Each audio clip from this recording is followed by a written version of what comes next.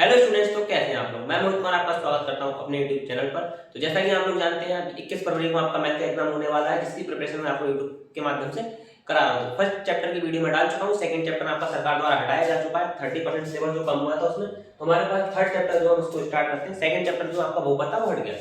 Third chapter हमारे पास दो चरों वाला रह गया समीकरण। देखिए कराने का पैटर्न वही है जो आपने फर्स्ट वीडियो में देखा होगा, जहां पर मैंने पहले आपको ऑब्जेक्टिव कराया, फिर मैंने आपको सब्जेक्टिव क्वेश्चन कराया और कुछ कॉन्सेप्ट भी बताया वहां पर। ठीक है, चैप्टर के तो सेम कंडीशन यहां पर भी देगी। इस बार मैं आपको कॉन्सेप्ट कुछ पहले बताऊंगा इस चैप्टर के, फिर मैं आपको ऑब्जेक्टिव क्वेश्चन कराऊंगा, फिर मैं आपको सब्जेक्टिव क्वेश्चन कराऊंगा। सारे के सारे वो क्वेश्चन है जो रेगुलर बोर्ड के एग्जाम में पूछे जाते हैं। तो इन क्वेश्चन को आप करके जाइए, आपका 90% पेपर 100% फंसने वाला है। तो आपको जो 90% पेपर है आपको मिलेगा ही मिलेगा इन क्वेश्चन से।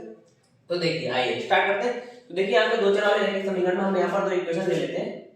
पहली इक्वेशन हमारे पास a1x plus b1y plus c1 equal to 0। ये जो इक्वेशन है इसी को बोलते हैं दो चर वाला रैखिक समीकरण। देखिए इसमें दो चर है और सबकी घात एक है, तो घात जिसकी ये बोलते हैं उसको रैखिक बोला जाता है, इसलिए इसका नाम है दो चर वाला रैखिक समीकरण। तो दूसरा इक्वेशन दे सकते हैं a2x b2y प्लस c2 बराबर 0। तो यहाँ पर मैं आपको क्या बताने चाह रहा हूँ, यहाँ से क्वेश्चन आपने देखा होगा कि क्वेश्चन आता है सवाल में कि के किस मान के लिए निम्नलिखित रैखिक समीकरणों के अनंत हल होंगे, या कोई हल नहीं होगा या अनेक हल होंगे, या किस मान के लिए रेखा संगत है या असंगत है। तो वो वाला क्वेश्चन मैं आपको यहाँ पर बताने जा रहा हूँ। तो समझ लीजिए, अगर आपको पता है तो अच्छी बात, नहीं पता है तो वहां पर आप सीखिए। देखिए पहली कंडीशन होती है यहाँ पर, अगर a1 अपॉन a2 बराबर है b1 अपॉन b2 और c बराबर है c1 अपॉन c2, इस कंडीशन में जो रेखाएं होती हैं वो संपाती होती है। संपाती का मतलब समझते हैं, मान लीजिए अगर एक रेखा ये जा रही है तो दूसरी ठीक इसके ऊपर से ही चली जाएगी, यानी आपको पता ही नहीं चलेगा, दोनों एक दूसरे को कवर करते हुए चली जाएंगी। और साथ ही साथ क्या होता है इस कंडीशन में, रेखाएं क्या होती है, संगत होती है। ये ऑब्जेक्टिव के हिसाब से बहुत इंपॉर्टेंट है। अगला जो होता है हमारे पास a1 अपॉन a2 अगर बराबर है b1 अपॉन b2 पे और बराबर नहीं है c1 अपॉन c2 पे, इस कंडीशन में रेखाएं समांतर तथा इसमें संगत थी तो इसमें होंगी असंगत। अभी संगत असंगत भी बताऊंगा अगर आप कंफ्यूज होते कि संगत और असंगत कैसे ध्यान सकते हैं। नंबर तीसरी कंडीशन जो आती है हमारे पास वो होती है a1 अपॉन a2 बराबर नहीं है b1 अपॉन b2, यानी c1 c2 के बराबर हो ना हो उससे कोई फर्क पड़ने वाला नहीं है। तो यहाँ पर देखने वाली बात यह है, इस कंडीशन में क्या होगी, रेखाएं प्रतिच्छेद करेंगी, रेखाएं प्रतिच्छेद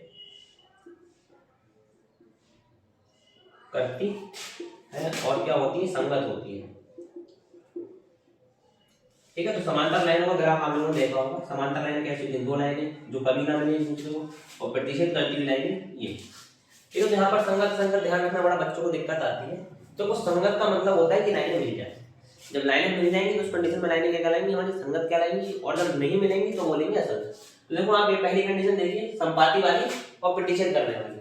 तो जब संपाती का ग्राफ बनाया तो लाइन उसके ऊपर से गुजर गई यानी कि मिल गई, और प्रतिच्छेद कराया इसमें भी मिल गई, यानी कि इन दोनों कंडीशन में जिसमें मिल जाती है लाइनें क्या कहलाती है हमारी संगत, और जिसमें ना मिले उसमें असंगत कहलाती है। ठीक है, समझ में हो गया इस बात को। ठीक है, अब आगे बढ़ते हैं।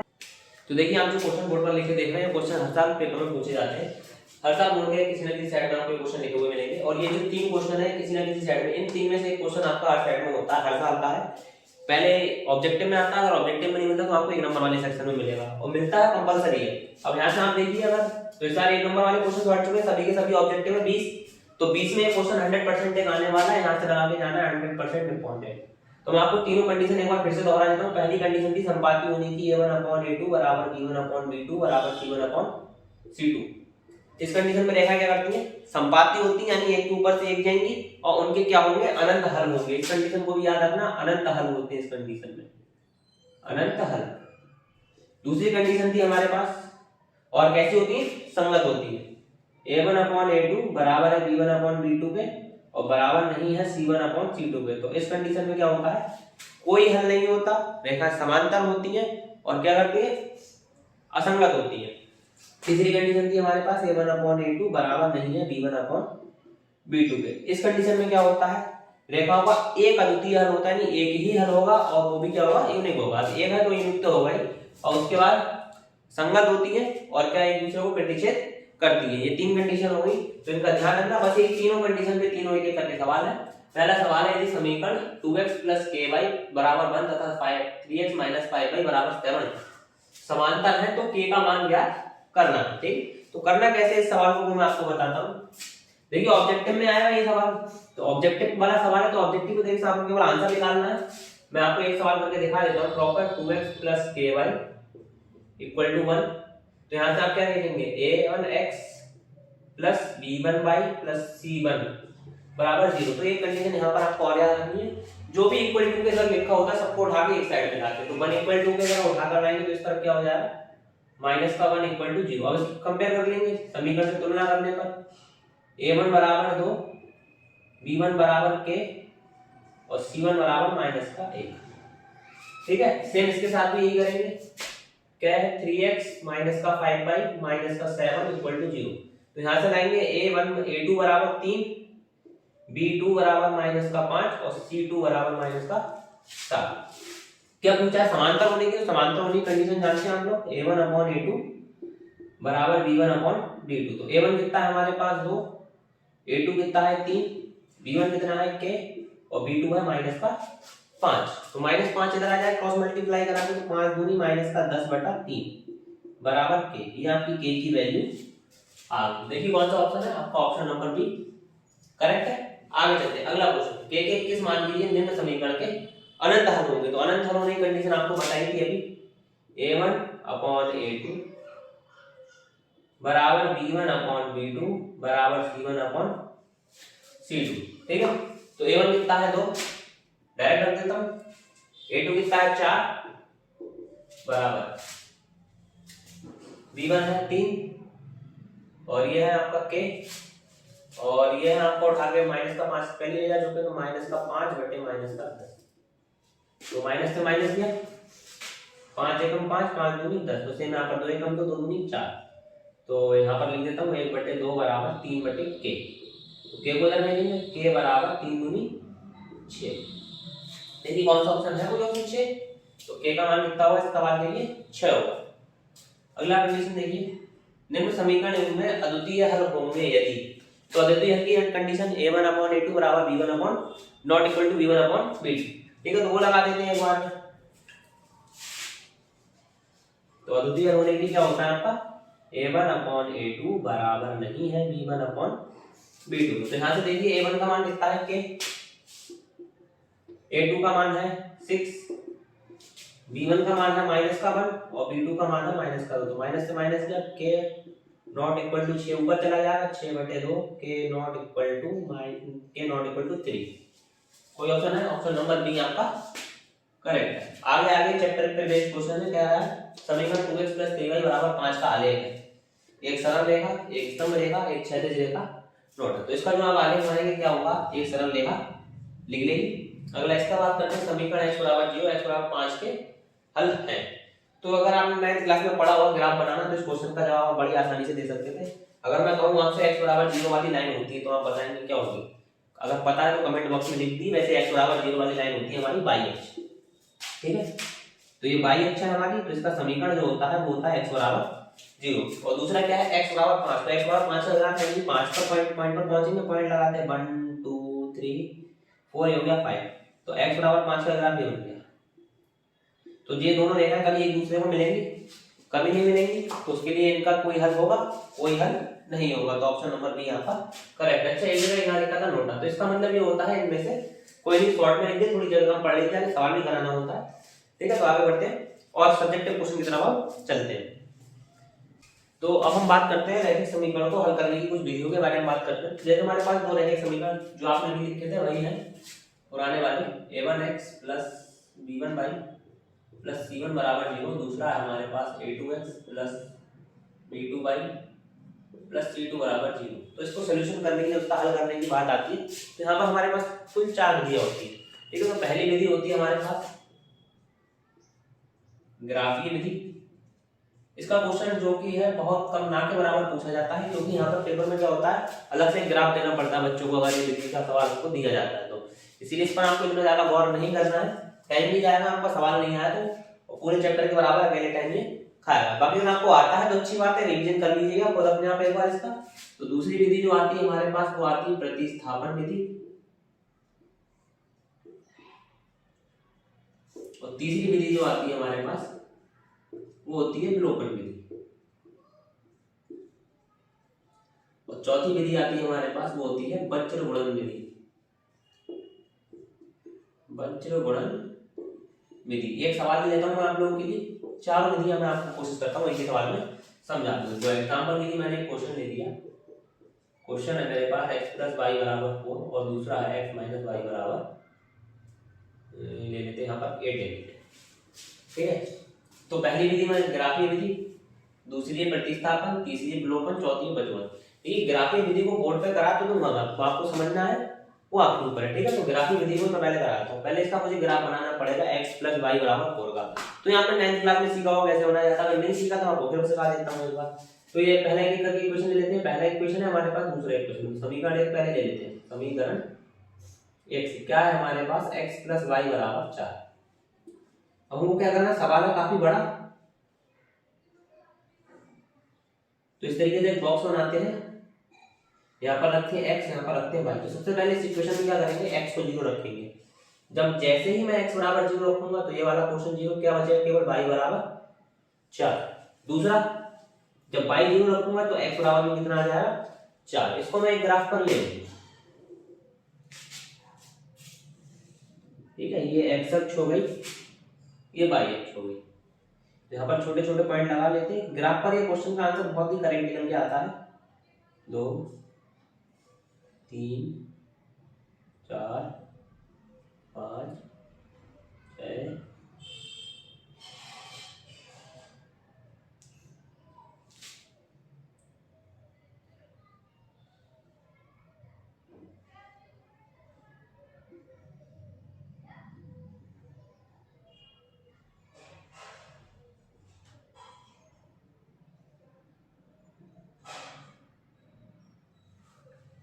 ये, तो ये मैंने बना लिया है कार्तीय तले। तो यहाँ पर हमको उसका ग्राफ बनाना है इसका, ये x नहीं, यहाँ पर कितना है 4। तो देखिए जब चला x पर 0, y पर, तो यहाँ पर हमको पॉइंट मिला 0,4। तो x पे 0 ये रहा पॉइंट, और y पे 4 कहाँ है, ये रहा। तो इस पॉइंट को हम बोलेंगे 0,4। अगला पॉइंट है हमारे पास 4,0, यानी x पर 4 और y पर 0। तो y पर 0 ये है और x पर 4 ये रहा, ये हो गया हमारा 4,0। अब इन दोनों को मिलाते हुए लाइन हम बना देंगे इस तरीके से, ये बन गया। ये हो गया हमारा x + y = 4 का ग्राफ। ठीक है, आगे देखते हैं। अब x - y = 8 का ग्राफ बनाना है। देखिए यहाँ पर x - y = 8 है, तो समीकरण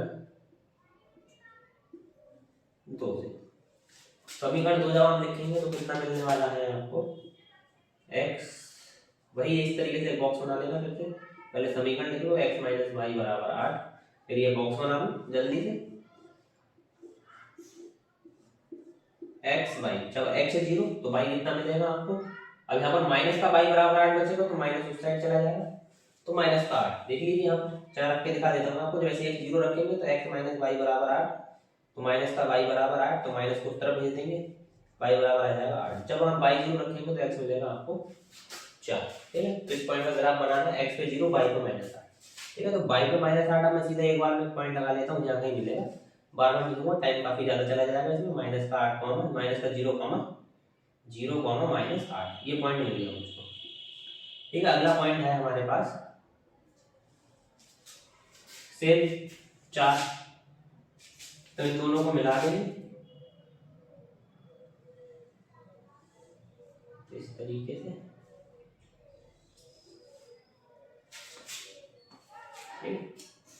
एक मिनट, 4 कैसे आया, ये थोड़ी सी मिस्टेक हो गई यहाँ पर, इसमें रख दिया, गलती से रखना इसमें था। जब आप y 0 रखेंगे तो x मिलेगा आपको 8। ठीक है, तो इसको मिटा के दोबारा बनाना पड़ेगा हमको ऊपर वाले में। ये रहा पॉइंट हमारा 8,0। तो इन दोनों को मिला देंगे। ठीक है, ये जहां कहीं पे भी काटेगा ये आपका इसका आंसर होगा। अब आंसर आपको कैसे देना है, यहाँ से इस पर नंबर डालना है, x पर कितना गया है, ये 6, और y पर जब आप देखेंगे तो यहाँ पर कुछ करीब जाएगा ये, अगर पॉइंट लगाएंगे तो 1, और ये 2 पर आएगा, -1 -2, तो 6, -2। इस सवाल का आंसर होने वाला है 6 माइनस का 2। ये हो गई आपकी ग्राफीय विधि। ठीक है, इसको रफ करते हैं। प्रतिस्थापन, रोपण, वजन, तीनों से देखते हैं कि करके कैसे करना है। ये वाला जो क्वेश्चन आपका पूछा जाता है, ये विधि के नाम से पूछा जाता है, ये वाला बजगुणनफल विधि। ठीक है, ये विधियां आपको सवाल में यूज करनी होती है, कभी नाम से नहीं आता कि प्रतिस्थापन से करो या विलोपन से करो। ग्राफीय विधि का क्वेश्चन आता है लेकिन बहुत कम आता है नाम से। ठीक है, तो बाकी बच्चे इन तीनों का यूज करता है। आपको इसका क्वेश्चन नाम से मिलेगा जब भी मिलेगा बजगुणन का। तो इसको आप पढ़ते हैं।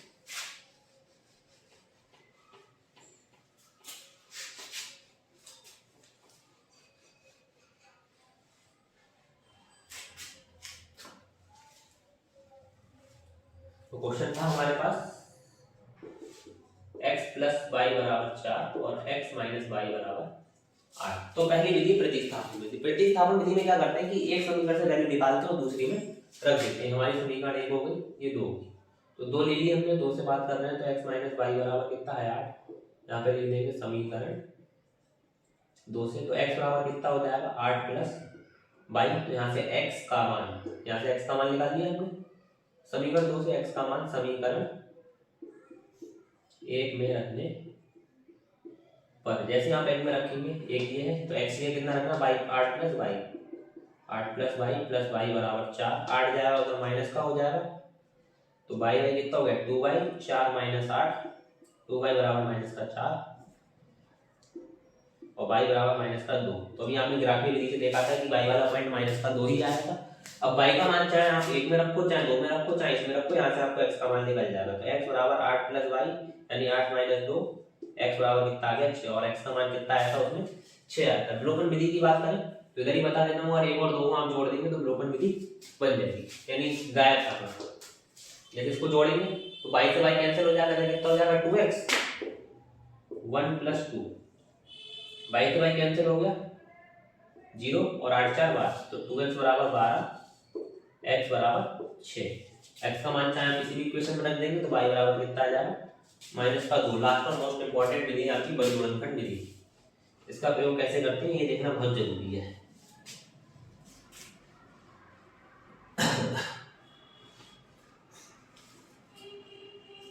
तो सबसे पहले आप लोगों को क्या करना है, जो भी इक्वेशन दे रखी है उनको सबको एक तरफ ले आना है, सारे पॉइंट को एक तरफ कर लेना है। x प्लस वाई माइनस 4 बराबर 0, x माइनस वाई माइनस 8 बराबर 0। इसका आपको क्या करना है, y का कोएफिशिएंट लिखना है सबसे पहले इस इक्वेशन का y का कोएफिशिएंट 1, फिर बिना x y वाला माइनस का 4, फिर x का कोएफिशिएंट कितना है, यानी गुणा, तो इनके गुणा करवाने, यहाँ पर 4 लिखा होगा तो 4 लिखते हैं, यहाँ पर 5 लिखा होगा तो इधर 5 लिखते हैं, और जहां से शुरू किया वहीं पर हम इसको क्या करते हैं खत्म करते हैं।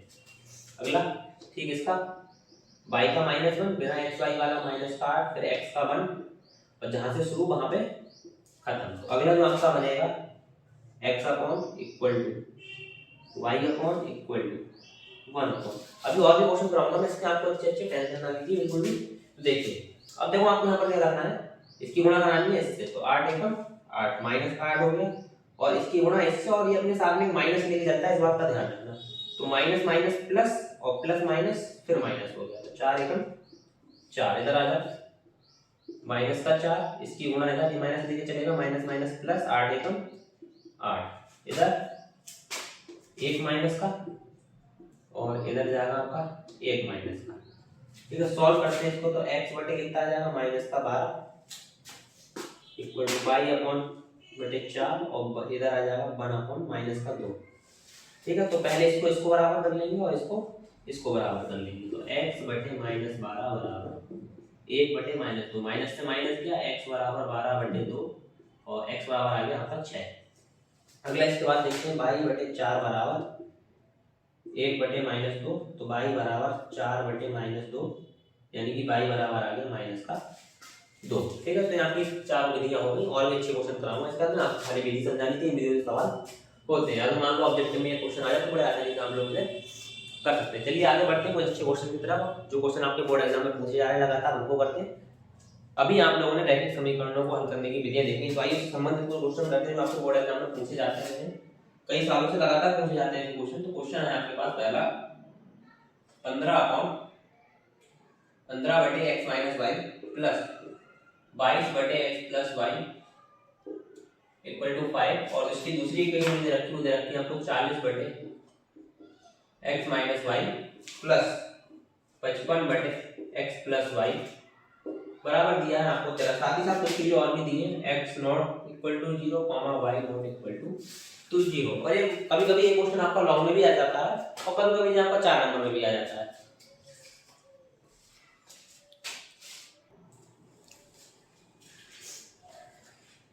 तो ये कैसे करते हैं ऐसे क्वेश्चन को सॉल्व? देखिए यहाँ पर आप देखिए, यहाँ पर भी x माइनस वाई है और इक्वेशन में भी x माइनस वाई है बराबर पॉइंट। यहाँ पर भी इस इक्वेशन में x प्लस वाई है, यहाँ पर भी x प्लस वाई। तो पहले जो भी आपको सवाल दे रखा है आपको उसको सवाल को तरीके से ले लेना और आपको डालना है यहाँ पर हल और आपको क्या करना है, मान लेना है 1 अपॉन x माइनस वाई बराबर u comma 1 upon x plus y बराबर b। ठीक है, तो रखते हैं समीकरण एक एक करके सबको रखेंगे।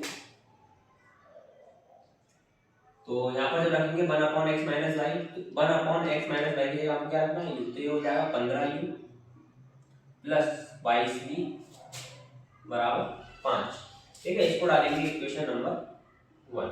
अगला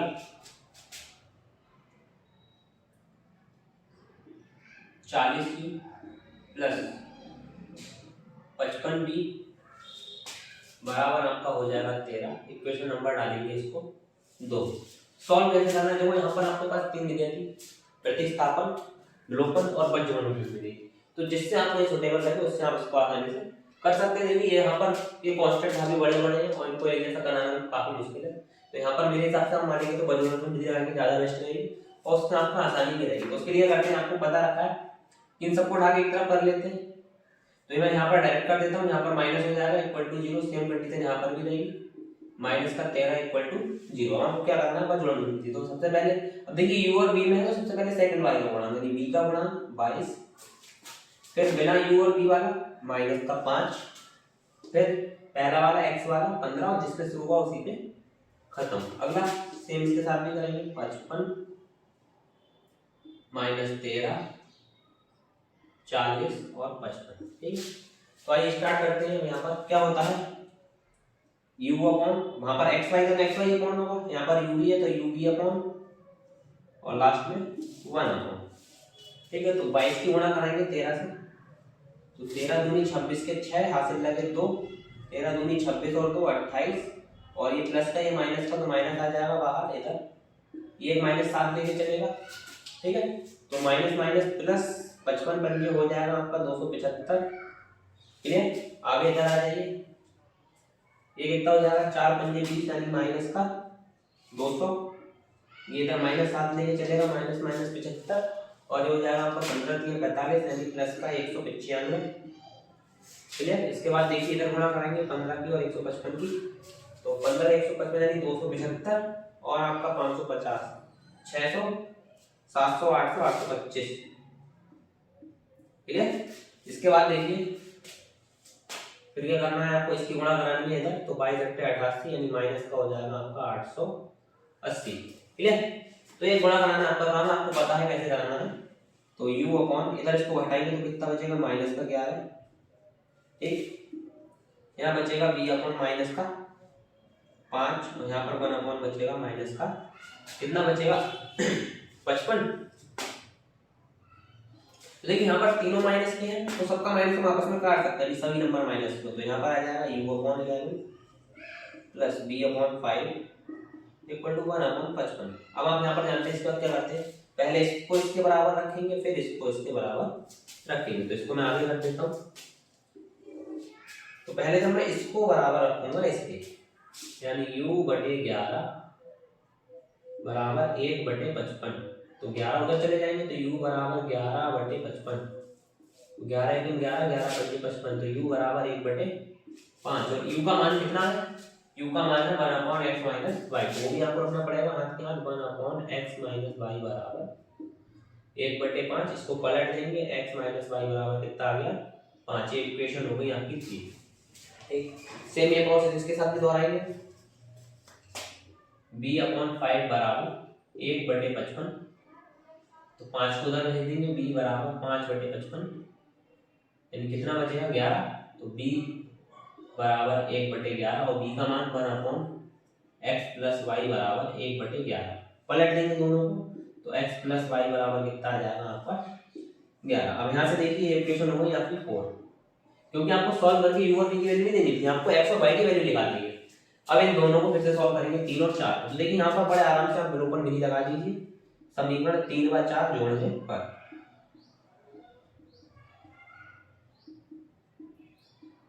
जब इसको आप जोड़ देंगे तो x और x कितना हो जाएगा 2x, y से y कैंसिल और 11 और 5 कितना हो जाएगा आपका 16। तो x बराबर कितना आ जाएगा 8। एक वैल्यू आ गई, x का मान उठाकर किसी समीकरण में रख सकते हैं। तो 3 में रख दीजिए तो 8 माइनस y बराबर 5, तो 5 इधर आएगा तो 8 माइनस 5 बराबर y, और y बराबर बचा आपका 3। तो x की वैल्यू आई 8 और y की वैल्यू आई 3। तो ये क्वेश्चन आपको अच्छा लगा होगा, तो एग्जाम में 2-3 बार पूछा जा चुका है, काफी ज्यादा रिपीट हुआ है क्वेश्चन। तो आइए ऐसे कोई एक दो क्वेश्चन और हैं जो काफी ज्यादा रिपीट है, उनको मैं आपको कराता हूं। इसको रख करते हैं।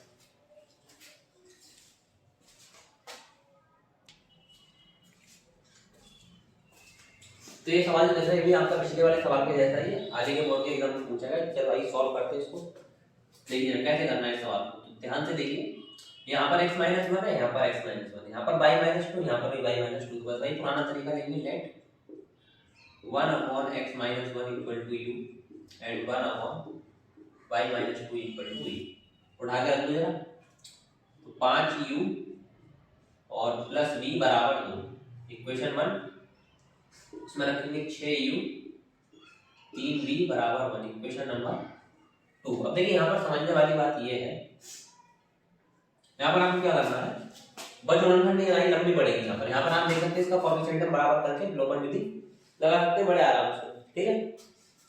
तो समीकरण 1 में 3 से गुणा कराने पर, समीकरण 1 में 3 से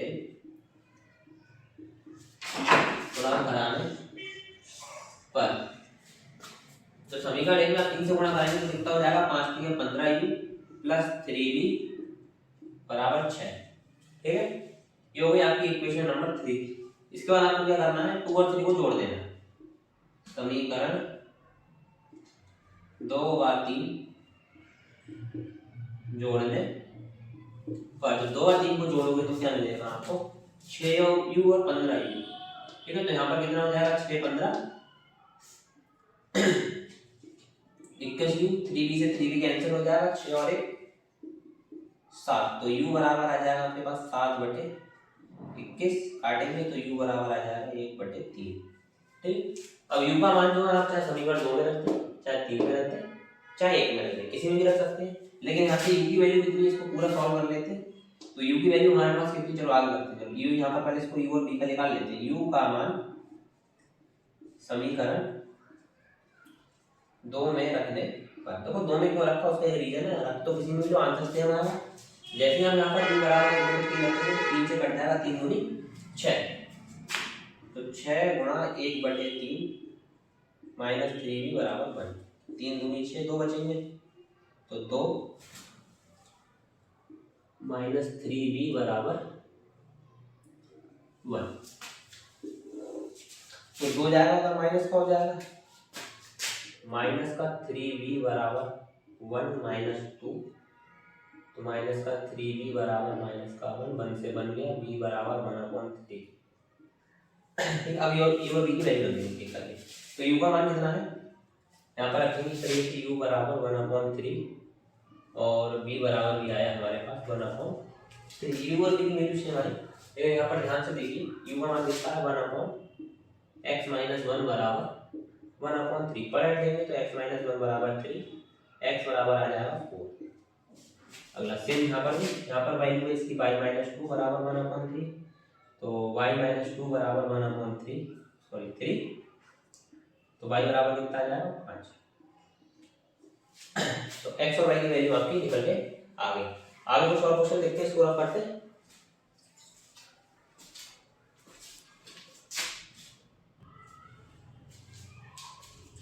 तो नेक्स्ट ये क्वेश्चन है, काफी अच्छा क्वेश्चन है हमारे पास। यहाँ पर आपको क्या दिया है 6x + 3y बराबर 6xy, 2x + 4y बराबर 6xy, ठीक है। तो यहाँ पर दोनों में 6 है, तो वैल्यू इसकी 0 आ जाएगी।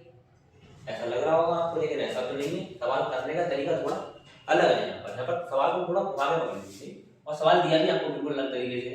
आप क्या करेंगे, एक बार में इसको घटा देंगे तो आपका 6x कैंसिल हो जाएगा, लेकिन आपको मिलेगा कुछ नहीं, यहाँ से आपका सवाल बेकार हो जाएगा। आपको करना क्या है ये देखने वाली बात है। तो 6x प्लस 3y बराबर दिया है हमको 6xy, ये xy ने जो गुणा में लिखा है इसको हम इसके भाग में लिख देंगे।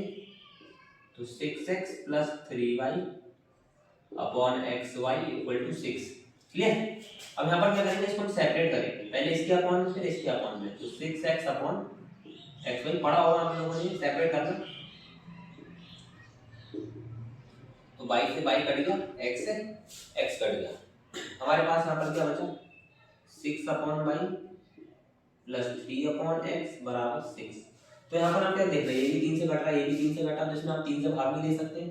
तो इधर हो जाएगा 2 upon y plus 1 upon x बराबर 2। ये हो गई आपकी इक्वेशन नंबर 1। इसी प्रकार तो उसको आपको नहीं दिखाना, एक को करके दिखाते हैं, दूसरी इसी लिख लेते हैं इसी प्रकार। सेम कंडीशन यहाँ पर मिलेगी। देखिए 2 से कट रहे हैं, तो 2 से जब उसको भाग देंगे तो कितना बचेगा, पहले लिख लेते हैं।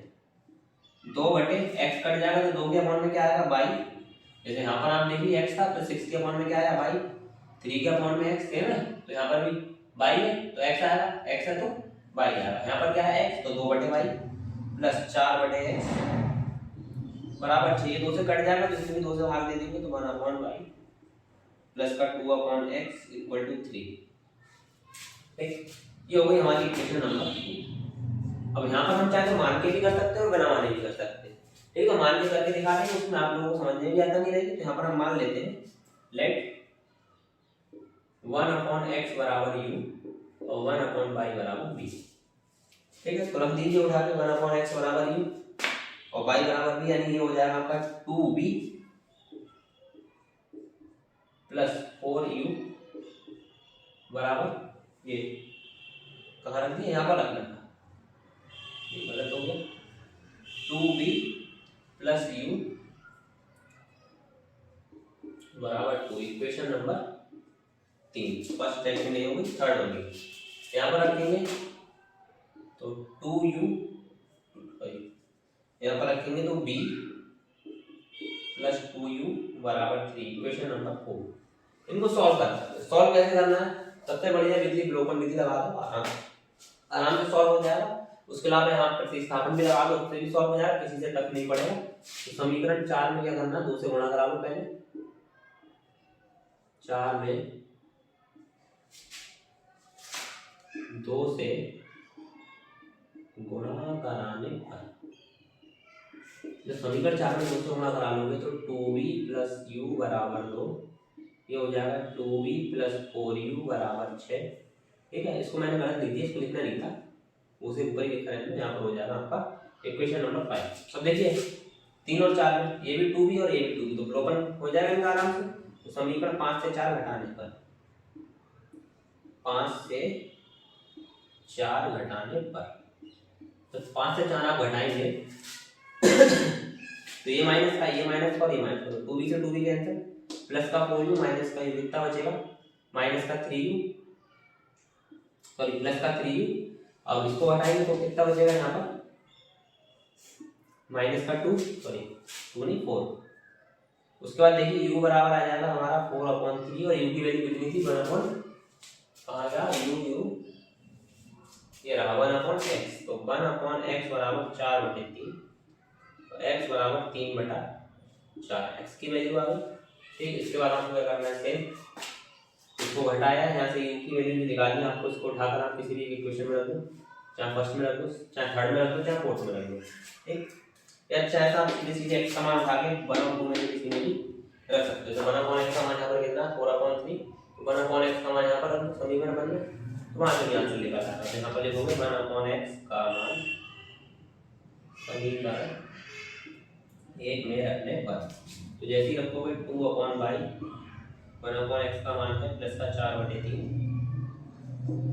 बराबर कितना है 2 हमारे पास, तो 2/y बराबर 2 माइनस 4/3, तो 3 दूनी 6, 2y बराबर 3 दूनी 6 माइनस 4/3, तो 2/y बराबर कितना बचेगा 2/3, 2 से 2 गया, y बराबर आ जाएगा हमारा 3, ठीक। तो x का मान आया 3/4 और y का मान आया 3 आएगा। तो ऊपर से 2 कट गया, इसको पलट देंगे तो y बराबर 3 आ जाएगा। ये क्वेश्चन आपका हो गया।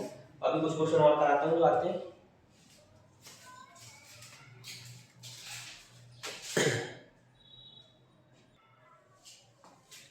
तो देखिए अगला क्वेश्चन ये है, ये रेखा इक्वेशन को लिए इक्वेशन करना आपको सॉल्व करना है रेखा समीकरण को। तो यहाँ पर आप ध्यान देना कि जब भी x और y के साथ में कुछ भी अचर नंबर आ जाए, a b p q r s कुछ भी आ जाए, तो वहां पर हम केवल बच्चों विधि का प्रयोग करते हैं। इसके अलावा कोई विधि लगाना वहां पर सही नहीं रहता, क्योंकि वहां पर क्वेश्चन फंस जाता है। इसके अलावा किसी और विधि का प्रयोग करते हैं। लेकिन करना कैसे, पहले इसको हम सही से लिख लेंगे। x upon a minus y upon b बराबर 0। एलसीएम लेंगे कितना आ जाएगा यहाँ पर ए बी, तो बी एक्स माइनस ए वाई बराबर 0। ए बी आपका इस तरफ चला जाएगा 0 में, तो बी एक्स माइनस ए वाई बराबर कितना आ गया 0 आ गया, ठीक है। अगला इक्वेशन इसको डाल देंगे 1, जिसको ए एक्स प्लस बी वाई इन सबको उठा के इधर ले आएंगे, माइनस बाहर ले लेते हैं, ए square plus B square minus इन दोनों का कॉमन लेके बराबर कर लिया 0। ये हो गई इक्वेशन नंबर 2। बजरंग विधि के बारे में बहुत अच्छे से जानते हो। क्या करते हैं, सबसे पहले ऊपर वाली इक्वेशन का y का गुणा, फिर बिना x y वाला तो है ही नहीं, तो वहां पर क्या आएगा 0। फिर आपका x वाला गुणा थोड़ा दूर ध्यान दे देते हैं, x का है b और फिर से जिससे शुरू हुआ उसी पे खत्म, माइनस का a। अगला सेम स्थिति y का गुणा b बिना x y का माइनस का a square plus b square, फिर a का और फिर से हमारा x का, ठीक। यानी जिससे शुरू हुआ उसी पे खत्म। अब उसका जानते हैं क्या करना है, x अपॉन y अपॉन और लास्ट में 1 अपॉन। करना कैसे कैसे, देखिए इसकी गुणा है इधर minus minus plus a square plus b square, इसकी गुणा इधर 0 की चीजों गुणा कराओ तो 0, माइनस का 0। अगला इसकी गुणा इधर तो 0 और इसकी गुणा इधर माइनस 7 चलेगा, माइनस माइनस प्लस, तो plus B a square plus B square. अगला इसकी गुणा इधर बी स्क्वायर और इसकी गुणा इधर, तो ए का ए स्क्वायर माइनस 7 में चलेगा, तो माइनस माइनस प्लस का ए स्क्वायर, ठीक है। तो इसको थोड़ा सही से लिख देते हैं, x upon a square plus B square plus y equal to y upon b a square plus B square बराबर 1 upon a square plus B square. अब यहाँ पर आप देखिए a square plus B square तीनों में, जब कोई एक नंबर इन तीनों के अंदर होता है तो उसमें काट सकते हैं। ए स्क्वायर प्लस बी स्क्वायर से a square plus B square, a square plus B square उड़ जाएगा। तो यहाँ पर बचेगा x upon a equal to y upon b equal to 1। अब यहाँ पर क्या करना है, सेपरेट करना है, इसको पहले इसके बराबर फिर इसको इसके बराबर, तो x अपॉन ए बराबर 1 और y अपॉन बी बराबर 1, तो a इधर चला जाएगा, x बराबर आ गया a और y बराबर हमको मिल जाएगा b। तो ये हमारा क्वेश्चन हो गया, ठीक है। आगे कुछ थ्योरी वाले क्वेश्चन है वो मैं आपको कराता हूँ, उसको रख कर दे। आपके जब तक जितने क्वेश्चन आए हुए बोर्ड में मैं सिखा के करा चुका हूँ। जो क्वेश्चन ये वही क्वेश्चन है जो अधिकतर रिपीट होते हैं, इनके आने के चांस बहुत ज्यादा रहते हैं। तो आइए अगले क्वेश्चन देखते हैं आगे।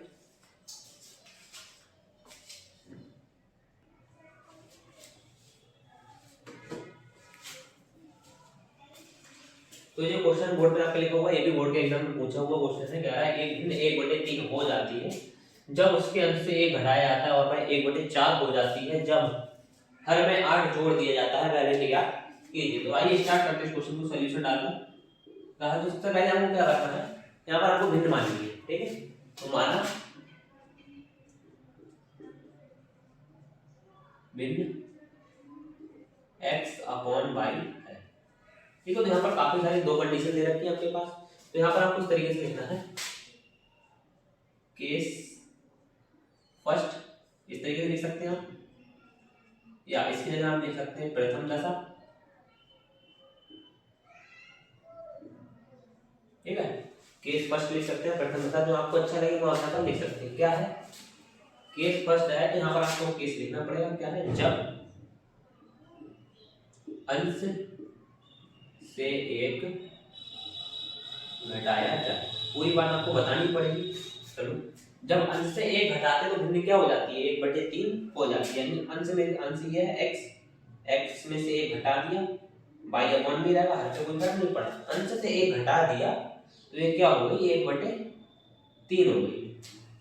ठीक है, तो क्रॉस मल्टीप्लाई, इसकी मल्टीप्लाई इधर और इसकी मल्टीप्लाई इधर, तो 3x minus 3 equal to y, तो y को उधर ले आएंगे, 3 को उधर ले जाएंगे, तो 3x minus y equal to 3, equation number 1। ठीक है, हो गया था। अगला केस 2 या द्वितीय दशा।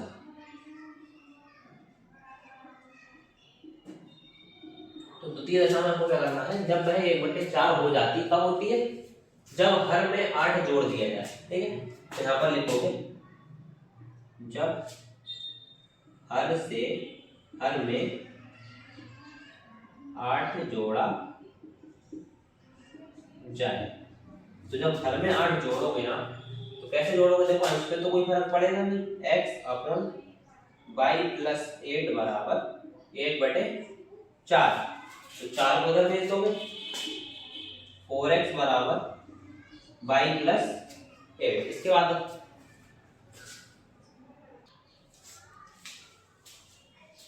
तो यहां तक हो गया। इसके बाद y को उठा के इधर लेंगे, तो 4x माइनस y बराबर 8। ठीक है, ये हो गई आपकी इक्वेशन नंबर 2। अब यहाँ पर आपको देखने के लिए क्या मिलता है, देखो एक और दो सॉल्व करनी, कैसे सॉल्व करोगे, बड़ा सिंपल तरीका है।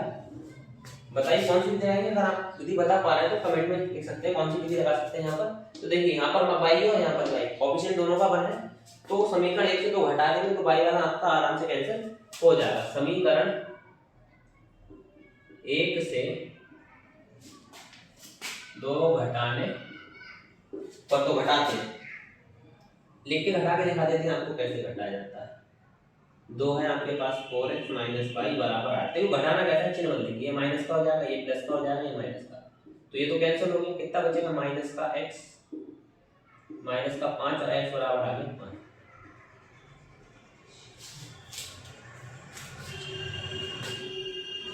अब इसके बाद देखिए x बराबर आ गया 5, तो x का मान चाहे आप 1 में रख दो चाहे 2 में रख दो, आपको y की वैल्यू मिल जाएगी। तो समीकरण 1 में रख देते हैं x का मान समीकरण 1 में रखने पर, तो रख दो क्या है समीकरण, तो 3 गुणा 5 माइनस y बराबर 3, 3 पंजे 15 माइनस y बराबर 3, माइनस का y बराबर 3 माइनस 15 माइनस का y बराबर माइनस का 12। ठीक है, तो यहाँ आपको मिल गया x और y। आपसे पूछिए भिन्न, तो भिन्न क्या मानी थी आप लोगों ने, भिन्न बराबर थी हमारी x अपॉन y, यानी कि 5/12। ये आपके सवाल का आंसर होगा। इसको रख करके अगला क्वेश्चन देखते हैं।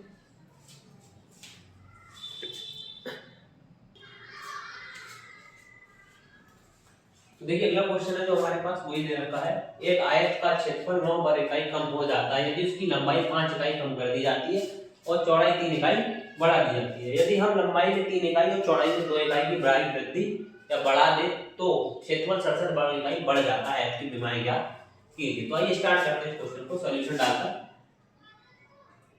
देखो माना आयत की लंबाई बराबर x और चौड़ाई बराबर y। ठीक है, ये मानना है हम तुमको। और क्षेत्रफल सभी लोग जानते हैं, क्षेत्रफल क्या होता है आयत का,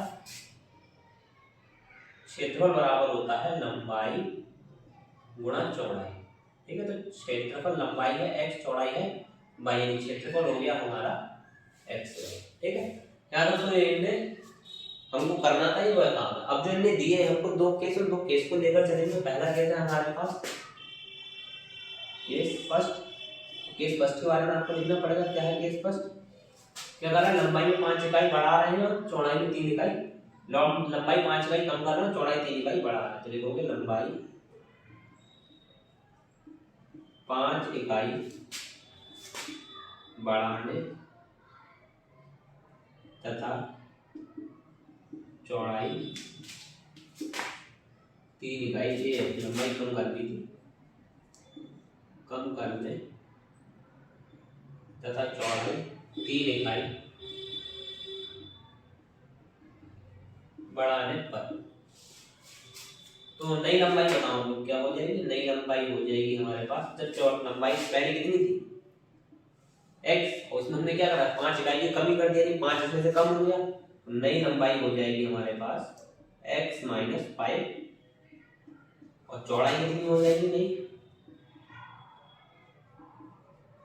y प्लस 3, क्योंकि चौड़ाई में क्या कर रहे हैं वृद्धि कर रहे हैं, तो कमी करते हैं घटाते हैं, वृद्धि करते हैं तो बढ़ाते हैं। अगर आप क्षेत्रफल की बात करें तो क्षेत्रफल बराबर कितना हो जाएगा, लंबाई गुणा चौड़ाई, यानी कि x minus 5 into y plus 3। ठीक है, तो गुणा करा लो, यहाँ से कितना हो जाएगा xy प्लस 3x माइनस का 5y माइनस का 15। ठीक है, अब यहाँ पर आप देखिए क्या बोल रहा है, ये बोल रहा है क्षेत्रफल कितना हो जाता है 9 वर्ग इकाई कम हो जाता है। तो जो कम हुआ है किससे कम हुआ है, जो पुराना वाला क्षेत्रफल था उससे क्या हुआ है 9 वर्ग इकाई कम हुआ है। तो एक तरफ आपको लिखना है नया क्षेत्रफल, दूसरी तरफ पुराना क्षेत्रफल, बराबर नहीं लगाना। तो नया क्षेत्रफल है हमारे पास xy प्लस का 3x माइनस का 5y माइनस का 15, और दूसरी तरफ हमारे पास पुराना क्षेत्रफल xy। तो जब ये कंडीशन इसकी लंबाई में 5 की कमी, चौड़ाई में 3 की वृद्धि की गई, तो जो नया क्षेत्रफल था वो पुराने क्षेत्रफल से कितना 9 वाली इकाई कम हुआ। तो आप लोग जानते हैं जो कम होता है उसमें नहीं करते हैं, अपोजिट वाले में कम करते हैं। तो ये कम हो गया, तो कम जो हुआ उसको किसी से घटाएंगे, इसमें से घटाएंगे, और बीच में क्या जाएगा ये बैलेंस इक्वेशन हो जाएगी। ठीक है, तो बैलेंस करने के बाद ये xy प्लस का इधर भी xy प्लस का कट जाएगा, 15 इधर कितना है माइनस का, उधर जाएगा तो प्लस का हो जाएगा। तो यहाँ से हमको एक इक्वेशन मिलेगी, क्या मिलेगी 3x माइनस का 5y, 15 जाएगा उधर प्लस का हो जाएगा, तो 15 में से 9 बराबर बचेगी प्लस के 6। ये इक्वेशन कहलाएगी हमारी ये। ठीक, इसी तरीके से केस 2 बनेगा। तो केस 2 को ज्यादा लंबा ना करते हुए मैं आपको ऐसे समझा देता हूँ, लेकिन आपको वही है कि लंबाई में 2 इकाई बढ़ा रहे हैं, चौड़ाई में भी 2 इकाई बढ़ा रहे हैं। सीधे मैं नए क्षेत्रफल और पुराने क्षेत्रफल पर चलता हूँ, नया क्षेत्रफल और दूसरी तरफ पुराना क्षेत्रफल। तो नया क्षेत्रफल मेरा क्या मिलेगा, मेरी नई लंबाई क्या हो जाएगी, लंबाई और चौड़ाई दोनों को 3 इकाई, इसको 3 बढ़ा रहा हूँ, उसको 2 इकाई बढ़ा रहा हूँ, तो नई लंबाई हो जाएगी मेरे पास x प्लस 3 और चौड़ाई x plus 2, sorry y plus 2। तो ये आ गया नया क्षेत्रफल। ये कितना हो जाता है 67 वर्ग इकाई बढ़ जाता है, यानी पुराने वाले से 67 वर्ग इकाई बढ़ जाएगा। पुराना था क्या x का, बढ़ता कौन है ये, तो इसमें 67 जोड़ देंगे। अगर जो घटा तो कम हुआ तो घटा दिया, बढ़ा तो जोड़ दिया। अब इक्वेशन होगी बैलेंस, इनकी गुणा करा देंगे, xy plus 3x plus 2x plus 3y और प्लस 6 इक्वल टू xy बराबर प्लस 67। तो 67 नहीं घटेगा, xy घटेगा, xy से xy, तो 2x प्लस 3y बराबर 6 जाएंगे, माइनस हो जाएंगे, और हो जाएगा 61। ये इक्वेशन नंबर हो जाएगी हमारी 2। ठीक, यहाँ से आपको क्या करना है, दोनों इक्वेशन को सॉल्व करना है। आज की बेमा है, लंबाई या चौड़ाई निकालनी है तो सॉल्व कर सकते हैं, वरना आप यहाँ पर क्या लगाएंगे, देखो सबसे बढ़िया तरीका है यहाँ पर आप क्या लगा लो, प्रतिस्थापन लगा लो, विलोपन लगा लो। ठीक है, बचोड़ में जाएंगे तो लंबा हो जाएगा सवाल, वैसे काफी ज्यादा। इसमें आप 2 से गुणा करा लो, इसमें आप 3 से गुणा करा लो, आराम से हो जाएगा। तो लिखिए समीकरण 1 बार 2 में क्रमशः 1 में कितने से करानी है, 2 से, 2 बार 3 से गुणा कराने पर जब कराओगे तो समीकरण 1 में 2 से तो 6x माइनस का 10y बराबर 12। इसमें 3 से कराओगे 6x प्लस का 9y और ये 3 3 9 183, ये हो गई आपकी 3 और इक्वेशन हो गई 4। इनको दोनों को क्या कर दो, माइनस कर दो, तो ये माइनस का, ये भी माइनस का और ये भी माइनस का, तो 6 से 6x खत्म हो गया। 10 और 9 कितना होगा माइनस का 19 बाई 183 में से 12 जाएंगे तो कितने हो जाएंगे 171 माइनस, तो माइनस से माइनस गया, 19 निम्मा कितना होता है 171, तो y बराबर आ जाएगा आपका 9। और y का मान आप उठा के चाहे समीकरण 1 में रखो, 2 में रखो, 3 में रखो या 4 में रखो, किसी में भी रखो, x का मान आपसे मिल जाएगा। तो मैं समीकरण 1 में रख देता हूँ, कहाँ है समीकरण 1, ये देखिए, तो 3x माइनस का 5 गुणा 9 बराबर 6 954 ये जाएगा मतलब प्लस का हो जाएगा, कितना हो जाएगा बराबर 60। तो x बराबर कितना आ गया 20। तो लंबाई कितनी आ गई 20 और चौड़ाई कितनी आ गई हमारी 9। तो ये सवाल आपका हो गया। आगे देखते हैं एक दो क्वेश्चन हमारा।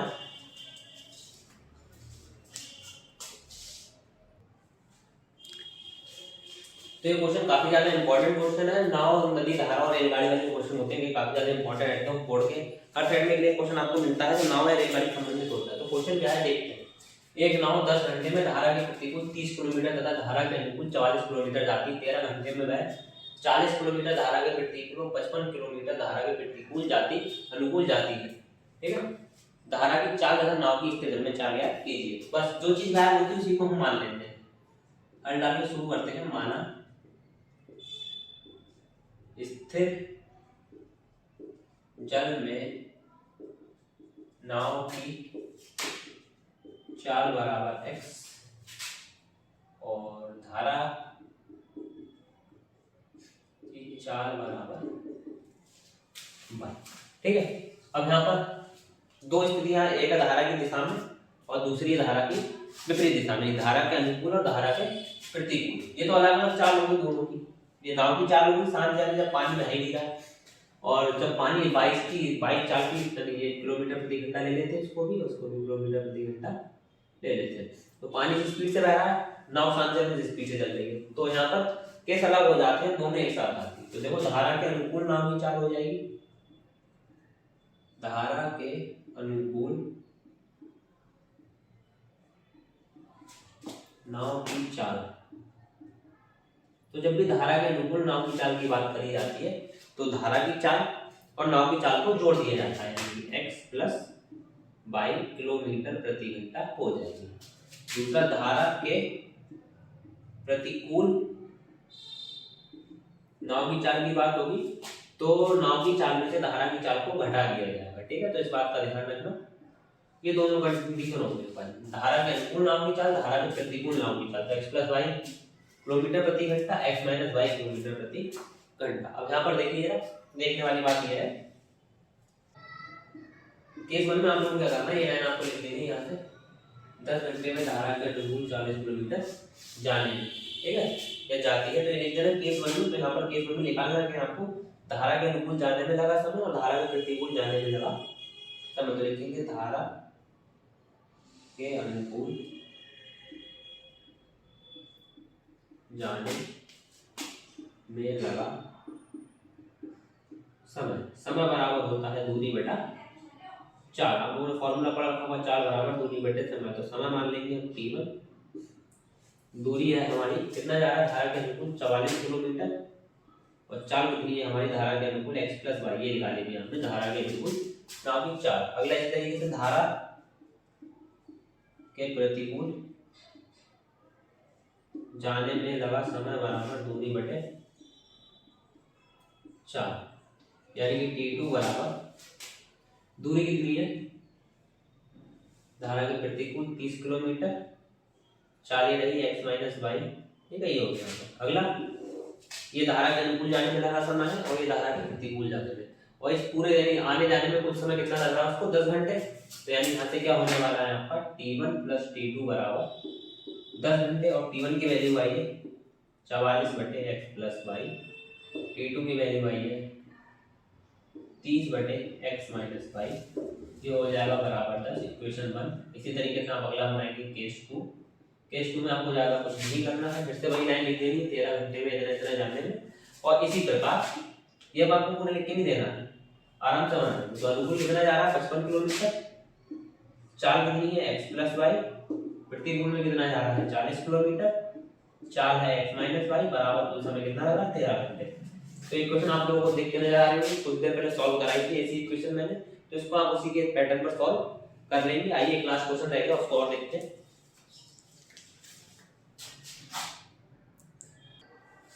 तो लास्ट क्वेश्चन है हमारे बोर्ड पर लिखा हुआ, ऋतु धारा के अनुकूल 2 घंटे में 20 किलोमीटर तैर सकती है और धारा के प्रतिकूल 2 घंटे में 4 किलोमीटर तैर सकती है, उसकी स्थिर जल में तैरने की चाल ज्ञात कीजिए। ठीक है, तो स्थिर जल में उसकी तैरने की चाल ज्ञात करनी है। तो माना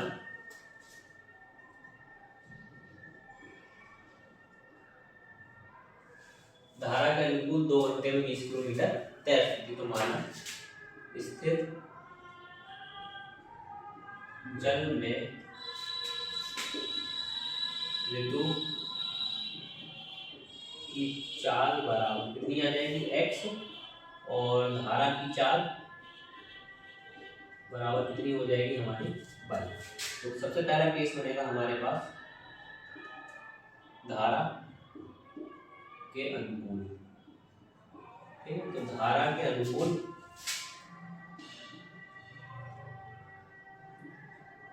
विद्युत की चाल, तो धारा के अनुकूल जो विद्युत की चाल हो जाएगी वो कितनी हो जाएगी, अनुकूल वाली स्थिति मैंने बताया कि आपको दोनों की चाल को क्या करते हैं, जोड़ देते हैं x प्लस वाई। समय कितना दिया है हमको, समय दिया है 2 घंटे, और दूरी कितनी दी है, दूरी दी है हमको 20 किलोमीटर। तो फॉर्मूला वही रहेगा हमारा, चाल बराबर दूरी बटा समय, ठीक है। तो चाल कितनी दे रखी है आपको x प्लस वाई, और दूरी कितनी है हमारे पास x प्लस वाई, दूरी है हमारे पास 20 किलोमीटर, समय है 2 घंटे। तो x प्लस वाई बराबर 10, इक्वेशन नंबर 1। इसी तरीके से केस 2 बनेगा। केस 2 क्या होने वाला है, धारा के प्रतिकूल। तो धारा के प्रतिकूल क्या कंडीशन रहेगी, तो धारा के प्रतिकूल मिलते हुए चाल बराबर दूरी बटा समय, वो आप लिख लेना अपने आप। चाल कितनी हो जाएगी धारा के प्रतिकूल, घटा देते हैं x माइनस वाई, दूरी कितनी है 4 किलोमीटर, और समय कितना है 2, तो x माइनस वाई बराबर 2, इक्वेशन नंबर 2। अब इन दोनों इक्वेशन को आपको सॉल्व करना है, बड़ी सिंपल सी इक्वेशन सॉल्व कर सकते हैं। तो आज की इस वीडियो में इतना ही। अगर आपको वीडियो अच्छी लगी तो इसको लाइक करें, चैनल को सब्सक्राइब करें, दोस्तों के साथ शेयर करना ना भूलें, क्योंकि मैं यहाँ पर आपको पूरा बोर्ड का सिलेबस कराने वाला हूँ 21 फरवरी से पहले। तो चैनल को सब्सक्राइब करना ना भूलें।